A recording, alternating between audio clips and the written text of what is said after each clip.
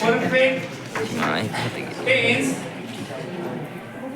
चे जे एक्झाम्पल आहेत, पास्ट परफेक्ट टेन्सचे जे एक्झाम्पल किंवा वाक्य आहेत, त्याचं ऍक्टिव्ह टू पॅसिव्ह कसं करायचं हे करण्यासाठी आपल्याला पास्ट परफेक्ट टेन्सचं वाक्य ओळखता आलं पाहिजे. आणि पास्ट परफेक्ट टेन्सचं वाक्य ओळखण्यासाठी आपल्याला पास्ट परफेक्ट टेन्सचं स्ट्रक्चर माहिती पाहिजे. कुणाला माहिती स्ट्रक्चर सांग? Yes plus had plus V3 plus object. Very good. Yes plus had plus V3 plus object. याच स्ट्रक्चर नुसार तुमच्यापैकी कुणी एक जणाने एक्झाम्पल सांगावं. सांग यश. He had opened a water. He had opened a water. Opened म्हणायचं का? उच्चार प्रोनाउन्सिएशन व्यवस्थित करायचं. ही असले म्हणून ओपनेड नसतं. ओपन. तू सांग. He had singing a song.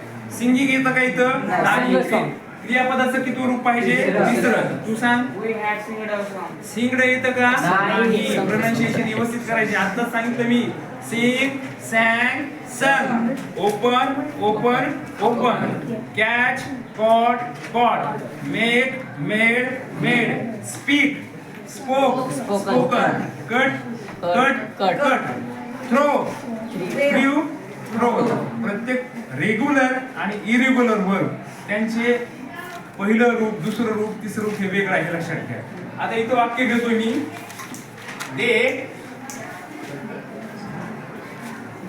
Had, क्रियापदाचं किती रूप घ्यायचं? तिसरं. They had thrown a ball. इथे सब्जेक्ट कोणता आहे? दे. हॅड काय आहे? Helping verb. थ्रोन काय आहे? मेन वर्बचा थर्ड फॉर्म, तिसरं रूप आहे. आणि अ बॉल काय आहे? ऑब्जेक्ट आहे. पहिल्यांदा ऑब्जेक्ट कोणता हे ओळखल्यानंतर तो ऑब्जेक्ट ऍज इट इज इकडे घ्यायचा. आणि एक लक्षात ठेवायचं, इकडचा ऑब्जेक्ट इकडे येत असताना पहिल्यांदा पहिलं लेटर जे आहे, पहिला अक्षर कसा असलं पाहिजे? कॅपिटल. हे अ स्मॉल आहे. इथं आल्यावर काय होईल? कॅपिटल. A ball had.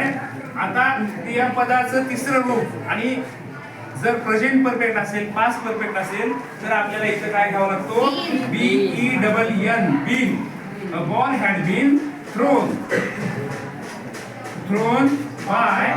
डेचा बदल डेचा बदल. समजलं का? कळालं का? समजलं ना सगळ्यांच्या? लक्षात आलं का सगळ्यांना? ओके.